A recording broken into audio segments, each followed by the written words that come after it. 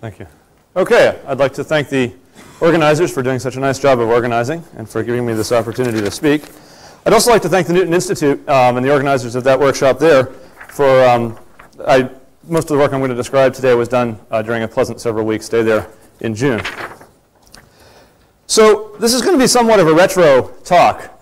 The problem I'm going to address is a problem that has been thought about for a long time, which is computing perturbative amplitudes in string theory.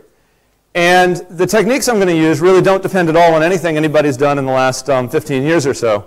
So we'll try to stick in some stuff at the end that has something to do with non-perturbative physics and d-branes and all that. But for the most part, this will be a fairly, as I say, retro talk. What I really want to do in this talk is to convince you that, first of all, Witten's cubic bosonic open string field theory is a very reasonable way of computing perturbative amplitudes both at tree and at loop level, and to get you to entertain the possibility that it may actually be a better way of computing high genus loop amplitudes than standard conformal field theory approaches. So I'll start by just saying, you just heard a nice description by Leonardo Rastelli of some aspects of Witten's cubic open string field theory relevant to the tachyon condensation problem. Let me just give you a few brief statements about string field theory. So string field theory in general is a target space formulation of string theory.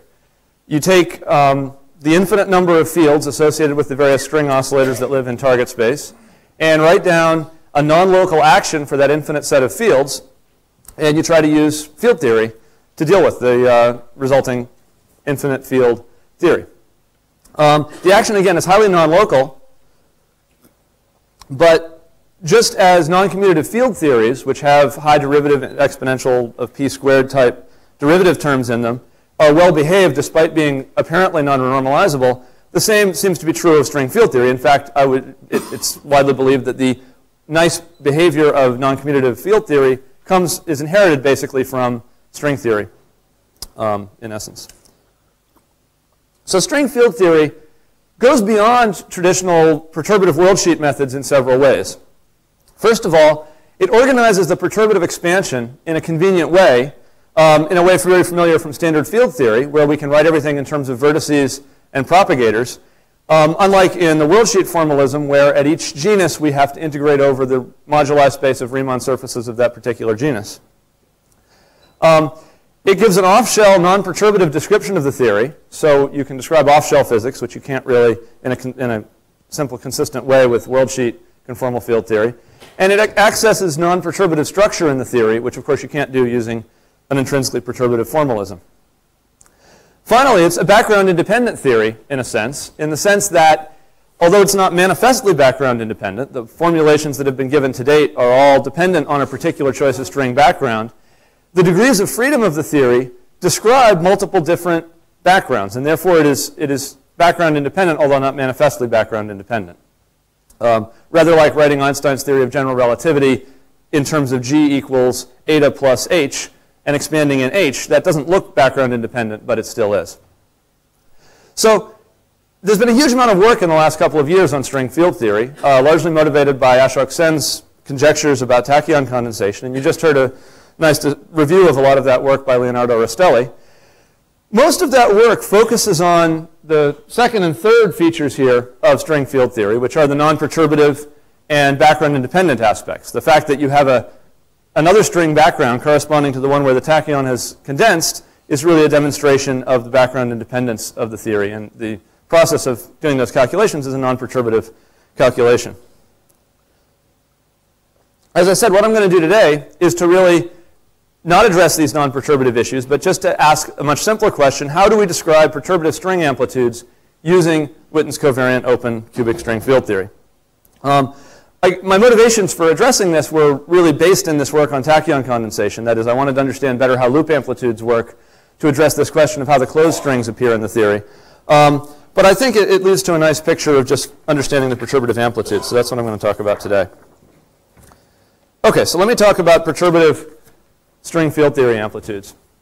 So, of course, people have worked a lot on this in the past. 15 years ago, there was quite a bit of discussion of how non-perturbative string amplitudes can be generated from string field theories in general, and in particular from Witten's cubic theory.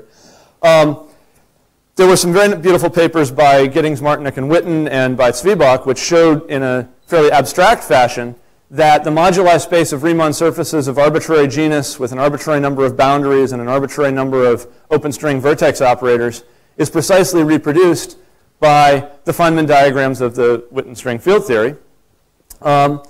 But only a little bit of work was done in actually computing, using the string field theory, some amplitudes, on-shell or off-shell amplitudes. So, there's a pointer. So one of the most famous pieces of work in this direction was done by Steve Giddings, who computed the on-shell tachyon 4-point function and showed that the open string field theory correctly reproduces the Veneziano amplitude. This was generalized to off-shell amplitudes by Sloan and Samuel, and then a more complicated analysis of the one-loop 2-point function was done by Friedman, Giddings, Shapiro, and Thorne. So in all of these works, the basic method used was to take the parameterization arising from Witten string field theory, in which you have propagators with a length which varies from 0 to infinity, and mapping the natural Riemann surface associated with that parameterization of moduli space to the more conventional parameterization of moduli space of conformal field theory. And then they actually did the calculations in the conformal field theory. And that, while it's a sensible and tractable way of doing things, leads to a fairly complicated analysis. Even in the simplest case, in the case that Steve Giddings worked out, which is a beautiful piece of work, the map from the Witten parameter to the Kobe-Nielsen parameter for the 4-point tachyon is a fairly complicated map and involves a lot of functions defined implicitly in terms of elliptic integrals and things like that. And if you try to go on and do this for more and more complicated amplitudes, it becomes intractable when you get to higher genus Riemann surfaces. So what I want to do in this talk is to not take this approach, but to just directly take the Witten open string field theory and just try to compute and see how far we can get without worrying about how it relates to conformal field theory.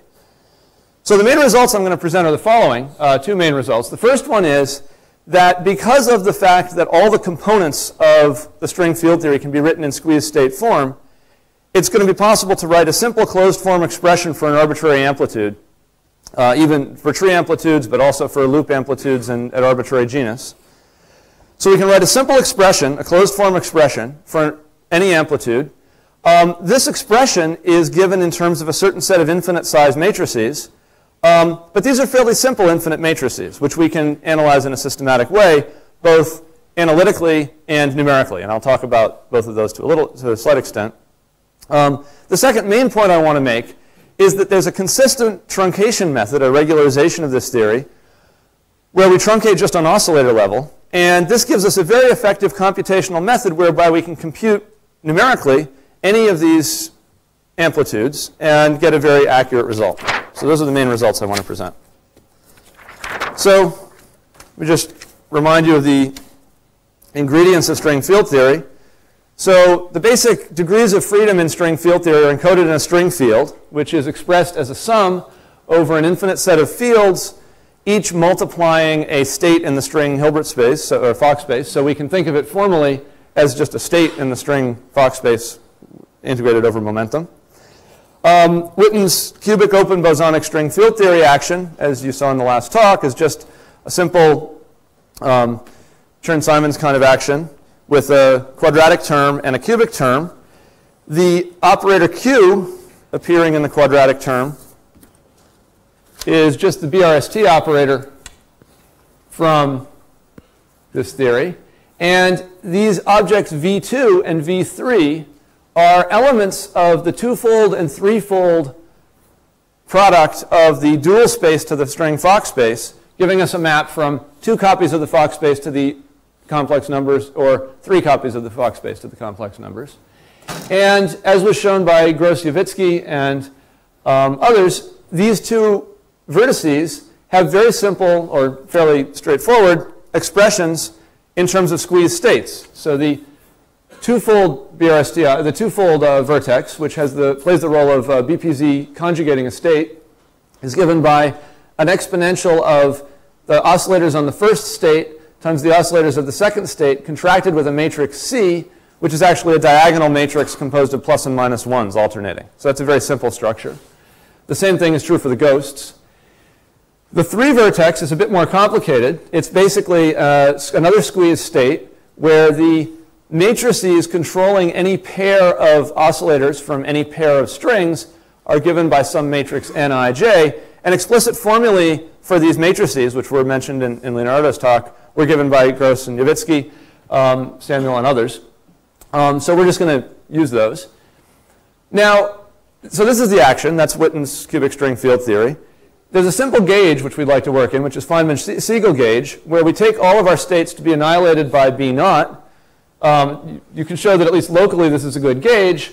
And in this gauge, the BRST operator takes a very simple form. It's C naught times L naught. So it's just C naught times some stuff which is quadratic in all the oscillators. Okay, so those are the ingredients. In this gauge, the propagator takes a very simple form. Basically in this gauge, we can drop all the B naughts and C naughts because they all fall out. So in this gauge, we'll just take a propagator, which is 1 over L naught, which we can express as an integral from 0 to infinity dt of e to the minus t L naught. And this t here is essentially playing the role of the length of a piece of string, a piece of the string world sheet, which acts as a propagator. So the crucial thing I want to emphasize here is that all the objects appearing here are squeezed states. That is, they're exponentials of things which are quadratic in the oscillators.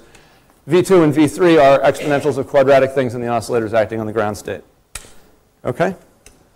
So that's the quick summary of string field theory. Now, how do we analyze diagrams in string field theory?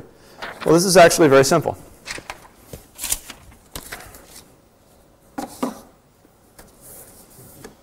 Okay? So there's a simple relation which allows us to take a squeeze state ket and a squeeze state bra, put them together, and get a number. And so this relation has been known for a long time. I'm familiar with it from the work of Kostolevsky and Potting, but I'm sure it appeared before that. Basically, to compute any amplitude, what we're going to do is we're going to construct a squeeze state on the right from all the vertices of our diagram, a squeeze state on the left from all of the contractions of the string ends, which are going to go together, and we stick the propagator in the middle. So this matrix S is basically going to take the form of a permutation matrix tensored with the matrix C. This matrix N tilde is going to be closely related to the N matrices, which I discussed earlier, and we're going to get an arbitrary amplitude, which roughly speaking looks like this. So let's be a little more specific about that. So let's take a general diagram, which has V vertices and E internal edges. We can group all the vertices together, and we get an element of the 3 V-fold tensor product copies of the string Fock space. The propagator can be written as a product of the individual propagators, where for each propagator we break it in half and put half of the propagator on the ith string, on the string on the left-hand side of that propagator, and half on the right. And then we use D, which is in the E-fold tensor product, or 2E-fold tensor product of the dual space, to contract these edges. Okay, so we can do this for an arbitrary diagram. For this simple diagram here, we have 2 vertices, so we put them in like this. This is now basically V squared, V3 squared. We put the propagators in, so this is one propagator, half of it goes on the left and half of it goes on the right, and then D just contracts these. Okay, so we can use this to construct a general amplitude. So any amplitude will basically take this simple form, and in general, if we have external edges, this squeeze state that appears will be a squeeze state living in H to the 3V minus 2E. In that case, this object mu up there will include raising oscillators for some of the external legs. So this formula is true for any diagram, no matter how many loops it has, no matter what genus it's at. It's simply an algorithm for giving you a simple closed form expression for any diagram. Okay, so let's do it for some simple diagrams and see what happens.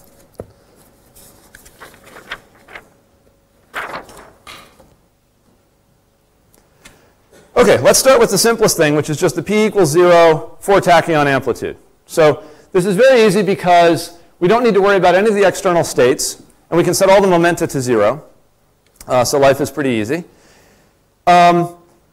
So we just construct the pieces that I described in the last transparency. Actually, let me take this and stick it over here. Okay, so I'm just going to do this algorithm for this simple diagram. So we have V, which is the twofold tensor product of V3. Acting on that with the propagator, remember that the propagator we've split in half, and half goes with the left half and half goes with the right half. That has what it does is it takes the n matrix, the n11 associated with each half of this propagator, and it multiplies it by e to the minus t over 2 to the nth power, where we have the n mode number on the left, and by that same thing to the mth power, where we have the mth on the right. So this product, PV, can again be expressed as a squeezed state, where now this matrix n tilde is essentially the data of the n11 Neumann coefficient matrices multiplied by these parameters e to the minus t over 2 to some power. D is now just a squeezed state in the twofold tensor product space, where the matrix S tells us that we contract the first and the second ends of the string, and we put in this factor of C. So the amplitude for the 4-point function is then just given by this formula right here. So x tilde is basically the same as n tilde, but it's expressed in terms of x11 instead of n11. Okay? So this is a simple closed form expression for the off-shell p equals 0 4 tachyon scattering amplitude in Witten's string field theory. Okay? Now, let me just comment.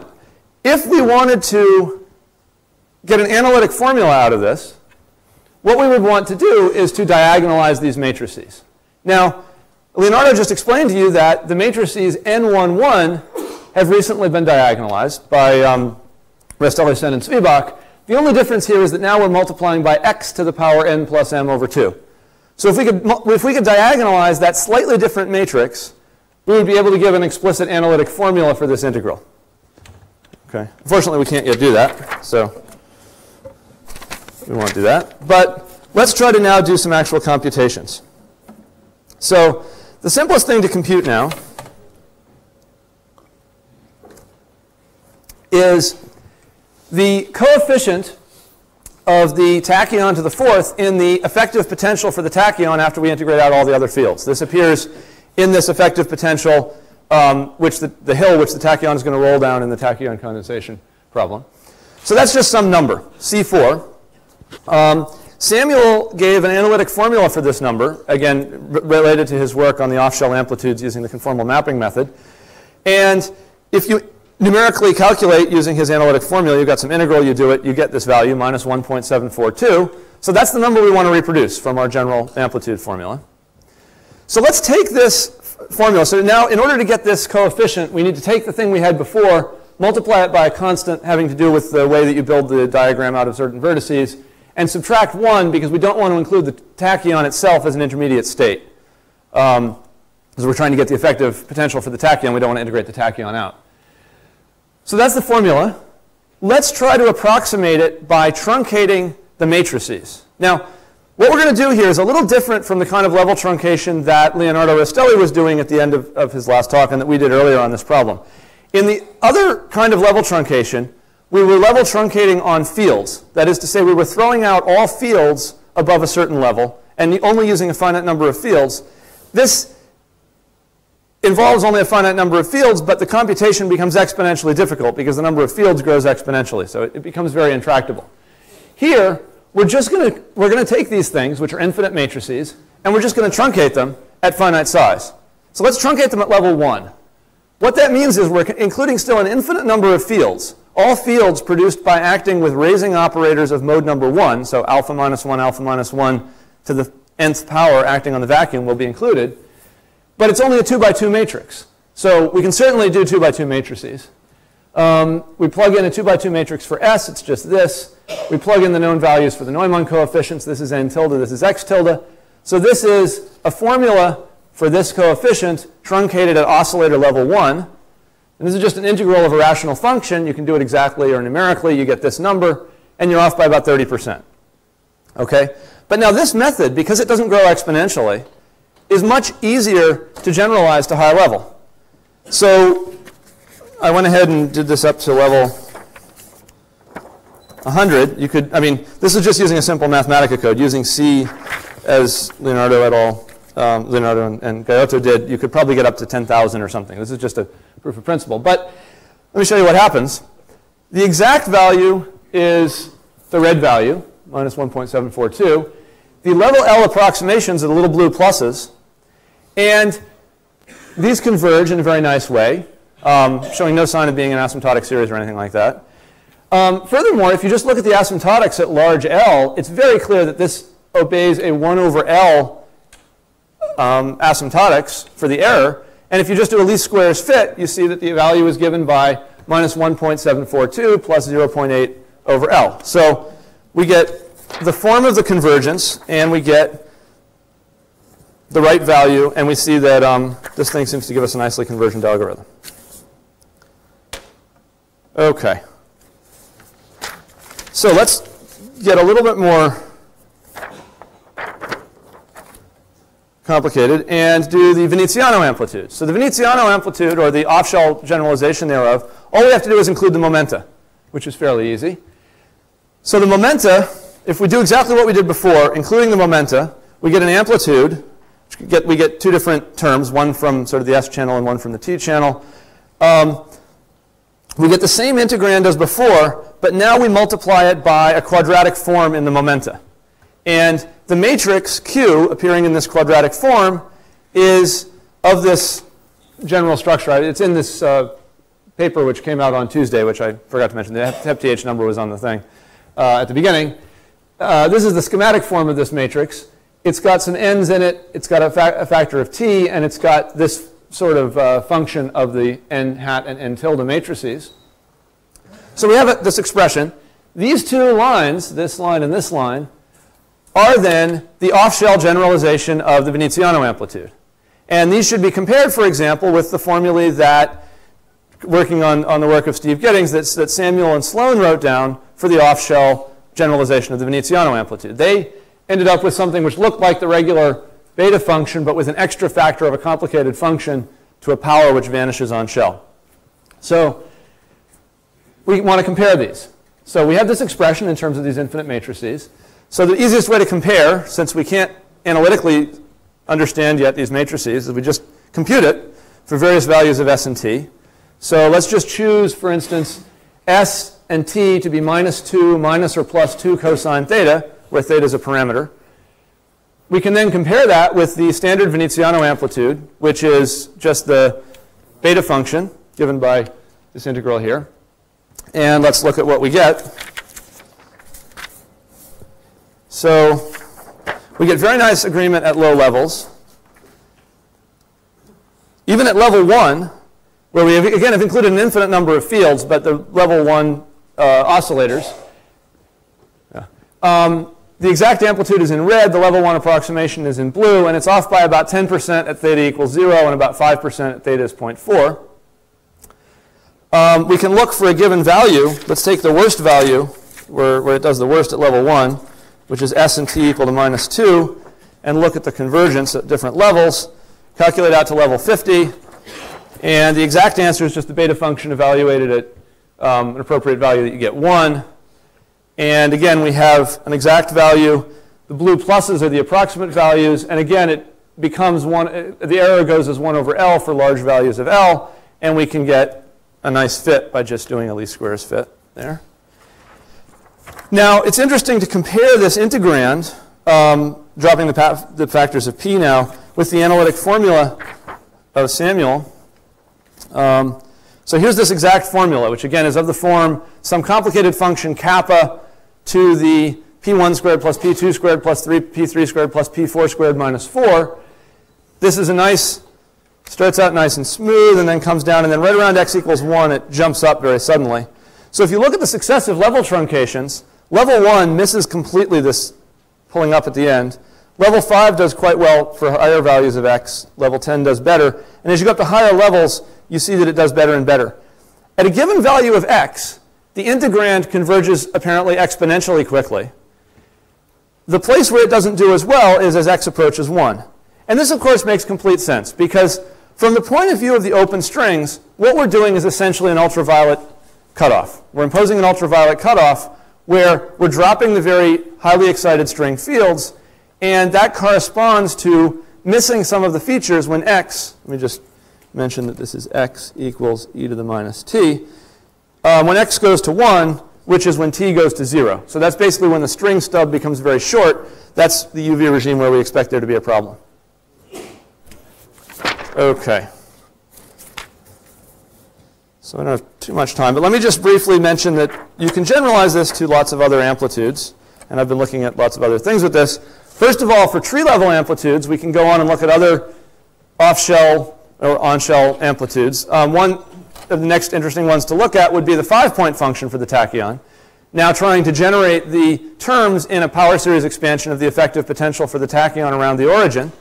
And again, the numerical results here are very good. You can run this up to a very high level. You get a series which has error going again as 1 over L, and so you can get a very highly accurate approximation to C5. And I haven't done it yet for C6, but it looks like it'll continue systematically in that vein with a 1 over L rate of convergence for these different tree amplitudes. OK, so it looks like this works very nicely for tree amplitudes. Now, let me come to loop amplitudes. So loop amplitudes are a lot more subtle. There are a number of issues you have to deal with. There are divergences of various kinds that one has to be careful with. But let me give you sort of the gist of where this seems to go. For an arbitrary loop amplitude, as I mentioned earlier, we can write down one of these closed form expressions in terms of infinite matrices. So we write down something which has this general form, determinant of 1 plus Sx on the top, determinant of 1 minus Sn to the 13 on the bottom, and then some squeeze state type form. All the internal momenta appear as Gaussians. It's always e to the minus q squared times some quadratic form. So we can always integrate out q. So we can always integrate out all our q's, and then we get an expression where all that's left is oscillators and momenta of external states. Let's walk through this, at least schematically, for the simplest one loop diagram. That is the p equals 0, one loop tadpole. So here we get an expression which looks very much like what we had before, that we're becoming very familiar with. This determinant of 1 plus Sx tilde, 1 minus Sn tilde. This is going to be almost exactly the same n tilde matrix that we had before. Again, it'll be 2 by 2, but now we'll have off-diagonal components because there's an n1, 2 here.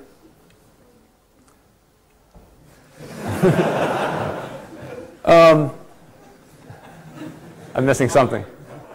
What's that? OK. Then we have some exponential of the oscillators associated with the external state there. Now, I haven't finished analyzing this in complete detail because there are some subtleties, but let me just give you the general flavor of it. The integrand has divergences at 0 and at 1, or as t goes to 0 and infinity, and these are related to the closed and open string tachyons.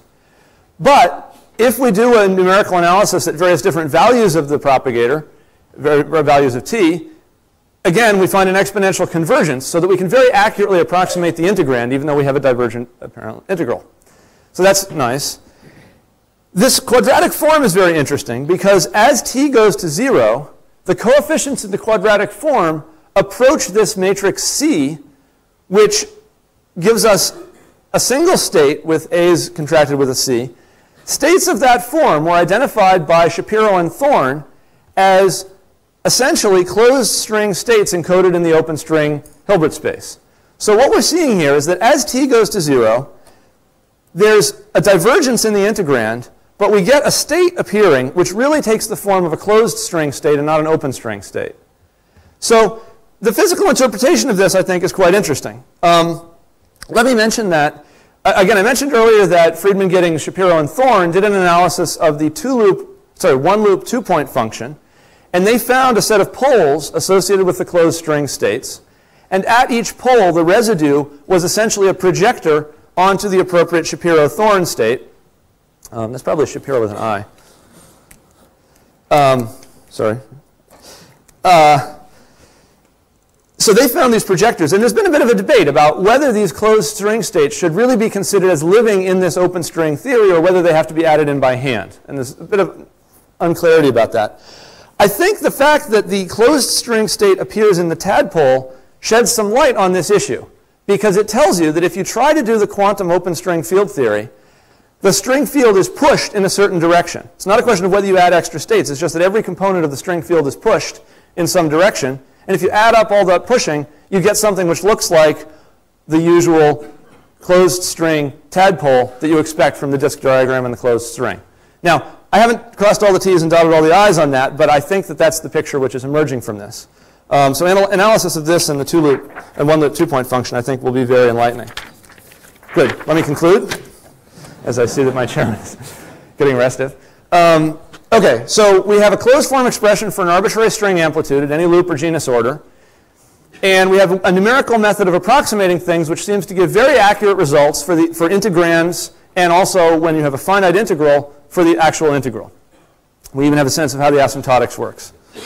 A number of further directions in which I think it would be very interesting to develop this.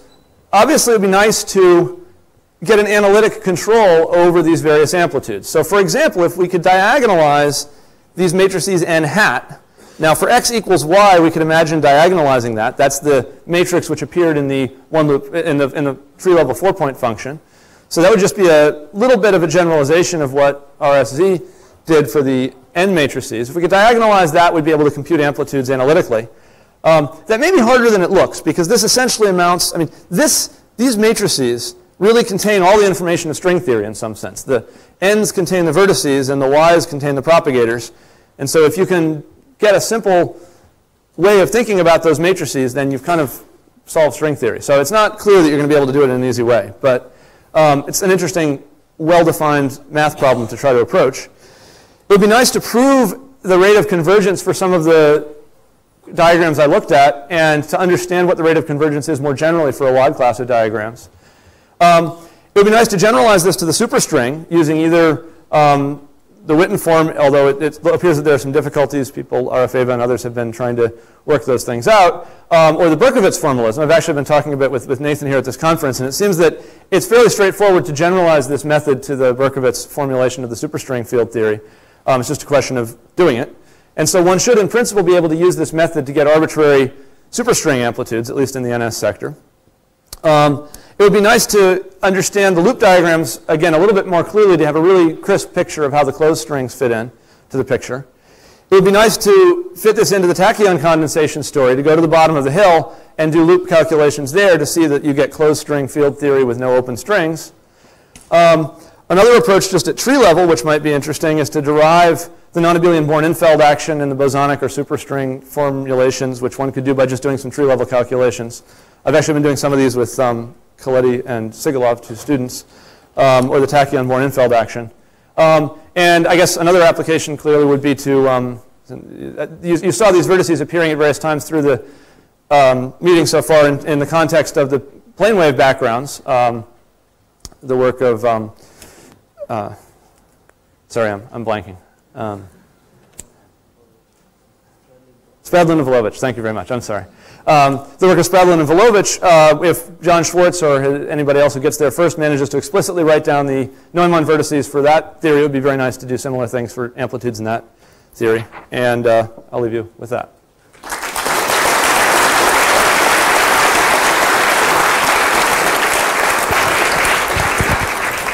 Giddings. Steve Giddings, Santa Barbara. Just a comment. I think you know this, but I want to lend some emphasis to it. That, of course, not only, well, at loop level, not only can one show that you cover the moduli space, but that you get the correct Polyakov amplitudes at the level of on-shell amplitudes. And, of course, it's interesting, as you're doing, to extend into the off-shell domain, and in particular to try to elucidate the role of closed string states, which, based on the on-shell amplitudes, you know must be present in those loop amplitudes. So that's it. Good, thanks. Tom? Yeah, Tom Banks, Rutgers and Santa Cruz. Wati, I wanted to, it wasn't completely clear to me whether the integrals over the Schwinger parameters are included in this numerical evaluation, or you have to do those afterwards. And if they're included, doesn't that mean that the divergences that you expect to see will show up in the numerics? Yes, absolutely. I mean, the divergences clearly show up in the numerics. I mean, here's the idea. You have something which ends up, the amplitude will end up looking like an integral dx1, dx2 from each of the x's going from 0 to 1 of some function. So you can numerically, there's two things you can do. Thing one is you can numerically evaluate the integrand and then just look at the integrand. And the integrand, for instance, for the one loop diagram I was mentioning, the integral diverges, so it's not useful to actually do that integral. But by looking at the integrand, you clearly see where the divergences are. You can see the poles and try to understand those more directly. That's why I was, for instance, looking at the squeeze state only in the limit where the integrand parameter went to x goes to 1, which is where t equals 0. So yeah, you might want to analyze the integrand itself. If it's a finite amplitude, then you can take the step of numerically integrating. Or you could do a power series expansion of the integrand and then exactly integrate it, which would amount to level truncation in fields rather than level truncation in oscillators. Either approach is interesting. Thank you.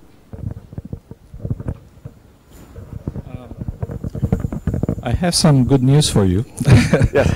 First of all, I like your approach very much. Thank you. That is good news. Thank you. And furthermore, I believe you don't have to diagonalize those matrices, because those matrices are computed explicitly for every level for the type of truncation that you want, that is the number of oscillators. And this is recent work that I've done with Matsuo, a large paper that appeared in May. All those matrices are explicitly computed, and they depend on a single matrix. You have a large number of matrices, but they depend on a single matrix. And this is why you actually are able to diagonalize them all simultaneously. But you don't need to diagonalize them, and they are available. You can use them. I see. Well, thank you very much. I apologize that I was not aware of that, but that sounds very promising. I'll have to hear more about that. Any more questions?